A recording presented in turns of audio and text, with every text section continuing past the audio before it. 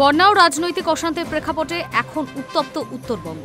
নাগরাকাটায় আক্রান্ত শিলিগুড়ির বিধায়ক শঙ্কর ঘোষ শিলিগুড়ির একটি বেসরকারি হাসপাতালে চিকিৎসার জন্য ভর্তি ছিলেন তিনি। বুধবার তাকে হাসপাতাল থেকে ছেড়ে দেওয়া হয়।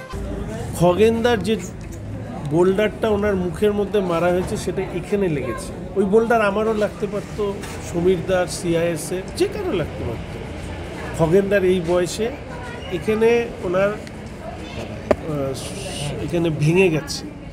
এবার এটা নিয়ে কি করা হবে সেই নিয়ে ডাক্তার আমাকে বললো যে 1 ইঞ্চি ওপরে রাখলে ওনার চোখ এবং পুরো মানে ওনার প্রাণে নিয়ে হয়ে যেতে পারে।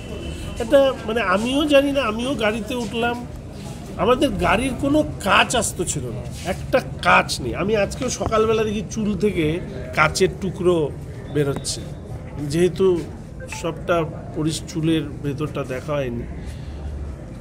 বেঁচে ফিরেছি, এটাই অনেক। অন্যদিকে উত্তরবঙ্গের বন্যা পরিস্থিতি তদারকির জন্য শিলিগুড়িতে সোমবার পৌঁছেছিলেন মুখ্যমন্ত্রী মমতা বন্দ্যোপাধ্যায়। বুধবার কলকাতা ফেরার আগে তিনি সাংবাদিকদের মুখোমুখি হয়ে জানান, উত্তরবঙ্গের সব বিধ্বস্ত এলাকায় ত্রাণ পৌঁছে দেওয়া হচ্ছে।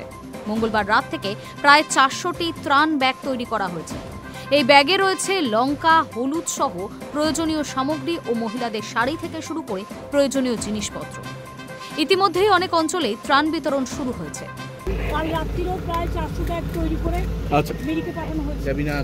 ইন্ডিভিজুয়াল কম্বল থেকে শুরু করে সোয়েটার থেকে শুরু করে শাড়ি, জামা কাপড় মেডিকে সব পাঠানো হয়েছে। নাগরাকাটা এবং ধূপগুড়ি, ময়নাগুড়ি আমি ডিএমকে এক্ষুনি বলে গেলাম, এবং আলিপুরদুয়ারে আজকে পঞ্চায়েত মিনিস্টার যাচ্ছে। বাদ বাকিটা দেখে রাখবে, কোনো অসুবিধা হবে হলে তোমরা আমাকে বলো এবং যোগাযোগ করতে পারো। আমি আবার নেক্সট উইকে এসে তোমাদের সাথে বাদ বাকিটা বলবো। মুখ্যমন্ত্রী আরও জানান, বুধবার পঞ্চায়েত মন্ত্রী ময়নাগুড়ি এবং অন্যান্য বিধ্বস্ত এলাকায় যাবেন এবং সরাসরি ত্রাণ কার্যক্রম তদারকির দায়িত্ব নেবেন তিনি।